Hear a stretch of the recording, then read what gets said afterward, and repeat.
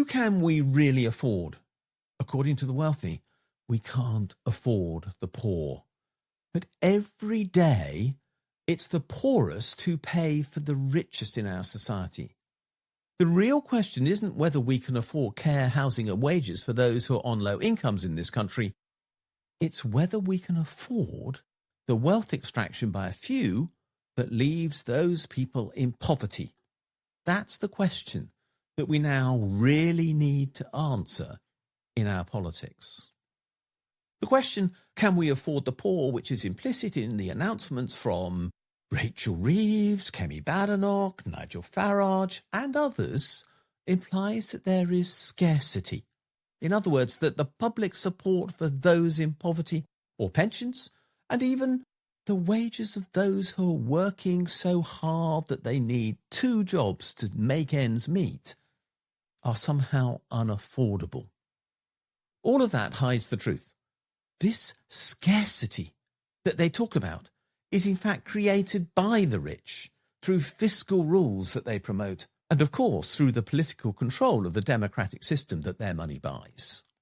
What is more, their wealth isn't a reward for production or creativity or flair.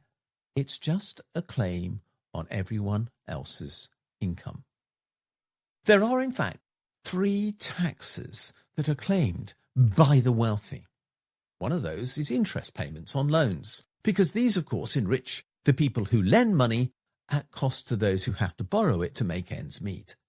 That should be seen as a tax.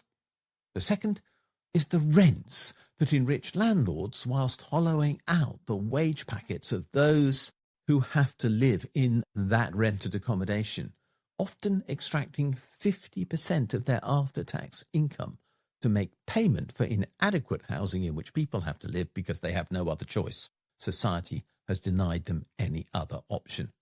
And the last such tax that we all pay is through excessive prices, which are then turned into profits, which are celebrated in the media, but which are in fact extracted from us and paid to reward the rich and not reinvested, because we can see the consequence.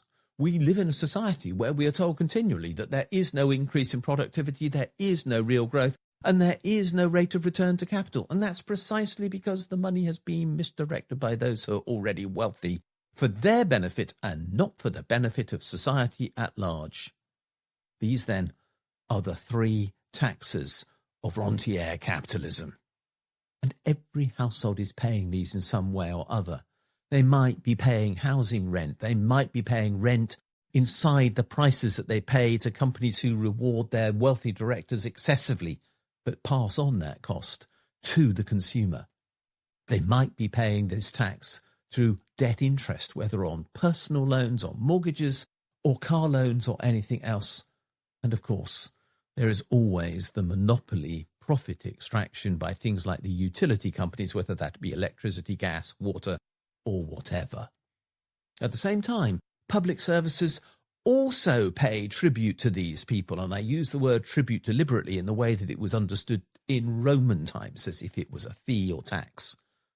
That's because the public services now pay private contractors inflated fees for services that should always have been delivered by the state. Meanwhile, the government pays excessive interest on its so-called borrowing to keep the wealthy happy. There is no reason why we have a 4% interest rate at the moment that we are recording this video in this country. Even Rachel Reeves has said it is too high and a burden. But it's paid nonetheless because the Bank of England keep it in place. And the reason why they do so is to keep the wealthy happy. For all these reasons, the poor are subsidising the rich, and not the other way round. The rich say welfare and wages must be restrained, and that people must learn to live within their means. But the fact is that the inflated means of the wealthy depend on everyone else living below the limits of their means and in fact beyond the reasonable boundaries of possibility. People are in poverty as a consequence of the demands of the wealthy. Fiscal rules, low taxes on capital and privatisation have all entrenched this hierarchy of power that is weighted against most people in the UK and in many other countries as well. Responsibility has been redefined to protect the interests of wealth, and that is unacceptable. There is, in fact, a moral inversion going on. Poverty is presented as a personal failure because that is the way it is constructed within neoliberal economics, which of course is only promoted by the wealthy.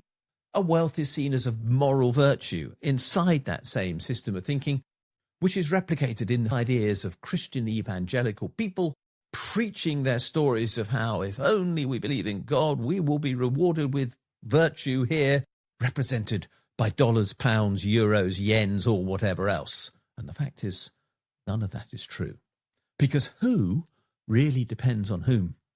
The wealthy actually depend on public infrastructure and law and cheap labour and the power of the state to create money for them to use. And all of these are supplied collectively. They are, in fact, the biggest beneficiaries of the state they claim to resent. There is this affordability myth as a consequence. If, in practice, we stopped subsidising rents, we stopped subsidising profit, and we stopped interest extraction, public funds would, of course, multiply. We would have the cash available for households to make ends meet and to spend on those things that they need to have a good life. If we just ended the tax subsidies to the wealthy, which I estimate could be as high as £170 billion a year, although we could never recover that sum by changing the tax system at present, but which I have shown to be possible to collect to the tune of £90 billion a year, then we could, in fact, totally reorientate the economy and create the investment that we need. The argument that we can't afford the poor is an accounting lie built to protect the extractions of the wealthy. What we've got to do is reclaim what's affordable. Because what's truly unaffordable is a system that pays more to wealth owners than to work. And that's what we've got. What's affordable is a caring, sustainable economy. Once Rentier claims are curbed. And that's the condition for an affordable economy. The question then isn't a fiscal one, but a moral one. Whose futures are we choosing to afford? At the present point of time, our economy is structured to afford the wealthy. But the answer should be that we should choose to afford everyone, all people, and not a few. We can, in fact, no longer afford the wealthy, as is now evident. What we must choose to do is afford the rest of us. So we have to change policy. We need to equalise the actual taxation of earned and unearned income, something that I talked about in my Tax and Wealth report, and there will be a link to that down below in this video. Then we must cap land and monopoly rents, and either do that through public ownership of things like more social housing, or through price controls in more industries if that is necessary. We know it's possible. We now have to ask where it's necessary. And maybe we should also look at democratising credit creation, because at the moment that's denied to most of us. We can't get access to the resource that the wealthy have, which is money itself. So maybe the state has to rethink its role as a banker, and I believe it should, and it's something that is vital if we are to build that courageous state that I keep on talking about. The rich ask, can we afford the poor? The answer is, we've been affording the rich for far too long. If we want an economy that works, we must be able to afford to care for each other and not the wealthy. Ending wealth extraction would make life possible for everyone else. What do you think? Do you think if actually we cut the amount that the wealthy extract from our pay in the form of rents, in the form of excess pricing, in the form of profit extraction and so on, you'd then be able to make ends meet better?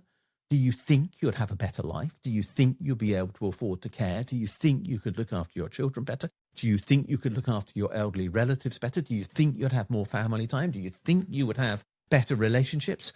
I obviously can't put all those questions in a poll, but there is one down below. Let us know and tell us what you think in the comments as well.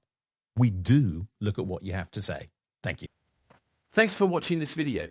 If you've enjoyed it, please do click the like and subscribe buttons because they do genuinely help us spread the word on YouTube. As importantly, could you have a look at the section below this video where it says more? And there you'll find a link to my blog And if you follow that for the specific link to the blog entry related to this video, you'll find a transcript of this video and lots of other related material, plus a ChatGPT prompt that you could use to write a letter to your MP on the contents of this video, which will turn you into a campaigner, which will be a great thing to do. Finally, if you do appreciate the work we're doing, can you think about giving us a donation?